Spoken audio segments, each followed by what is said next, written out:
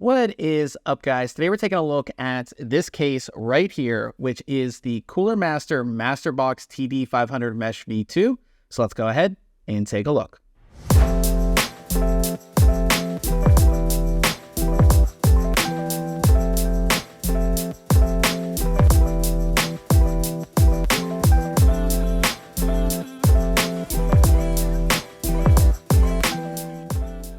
Taking a first look at the case, as you can see, I have the white version, but it's also going to come in black as well. Now, as far as size, I'll go ahead and put the dimensions up on the screen like I always do, but I would say this case is slightly larger than your average mid-tower. At the front of the case, we have a full mesh front bezel, which gives this case a high airflow design. Now, the mesh is colored gray, which is a nice offset to the white color of the case.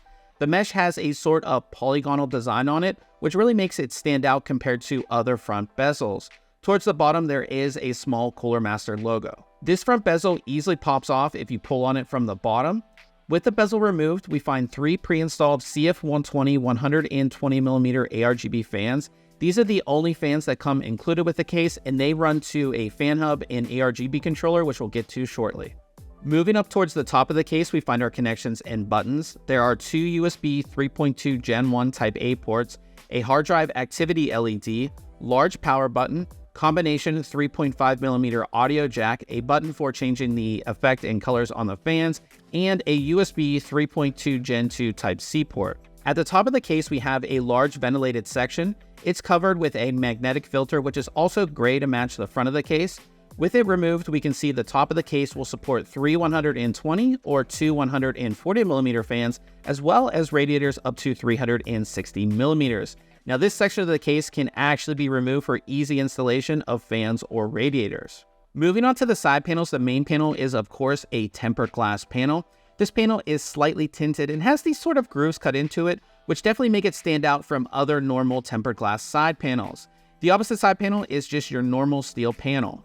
The main side panel does have a locking screw on the back of the case, but once you remove it, you simply pull on the panel from the back and it will release and sort of just sit there.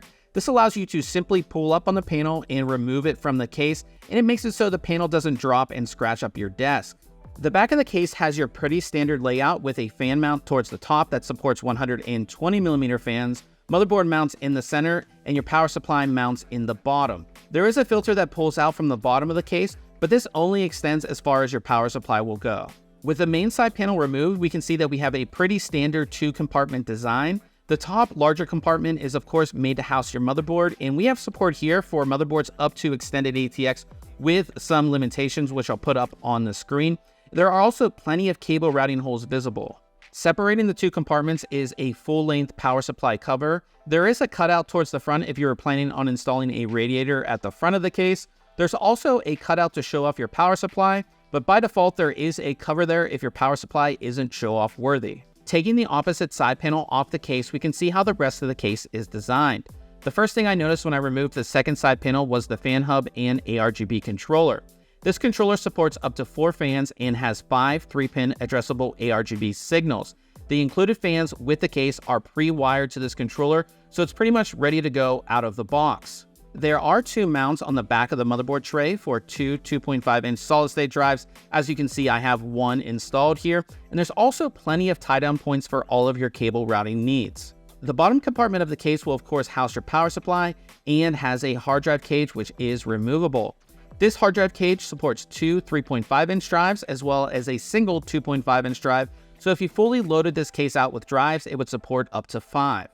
When it comes to RGB lighting, of course, we have our 3 ARGB fans here, and those are controlled with a button on the top of the case. Now, you can pass through the RGB signal to your motherboard and control it with software, but I'm going to show you all of the effects that you do get with the included controller with the case. So first, of course, I do have the rainbow wave, and we'll go to the second effect, which is sort of a breathing effect, but it's changing colors as it goes through. Then we have this effect, which again is another color changing effect. And this one, which again is changing colors quite fast and moving back and forth. And we have this one again, which is going through the different color options. Same thing with this one, just a little bit slower, going through the different color options. And then this is a phasing effect. So it's going to start at one color and then sort of slowly phase through all of the different colors that you get. This one's more of like a chill effect, which I definitely like. And then we get our breathing effects. Now with the breathing effects, you can cycle through the colors. So here we're on red, we have green. And again, you can go through all of the different colors, which is definitely nice there. And then we're back to, of course, the rainbow wave. You can also turn the lighting completely off. You just hold in the button and the lighting turns completely off. And then you just press it again and it will turn right back on. One thing that's nice is that you do get extra ARGB signals with the controller. So if you wanted to add more fans or even an ARGB strip, they will all have the same effect. When it comes to testing, we test both temperatures as well as sound levels. So here's a full breakdown of the hardware in our test system.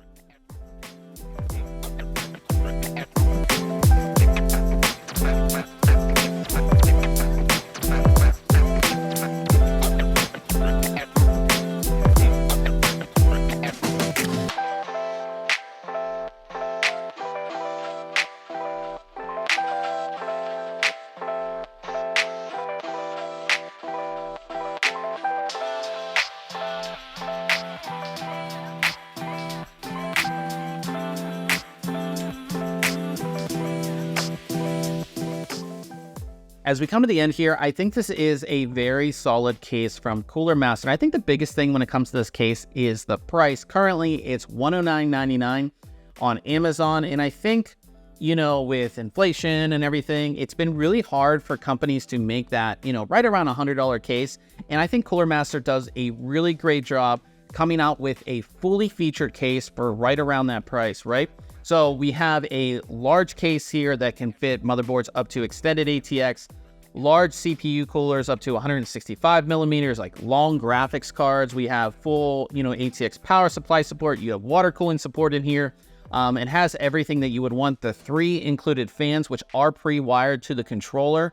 It comes with not only a fan controller, but it is an ARGB controller as well. So if you didn't want to use software, you can do it all through the case, which I really like. And again, it's all pre-wired. So if you're a first-time builder, and we all know how annoying wiring up ARGB things is, you know, this case is all pre-wired. It's ready to go out of the box. You are good to go. I really like this case. Available in 2 different colors. We have the white. Of course, it's available in black as well. There are a couple things that I didn't like about this case.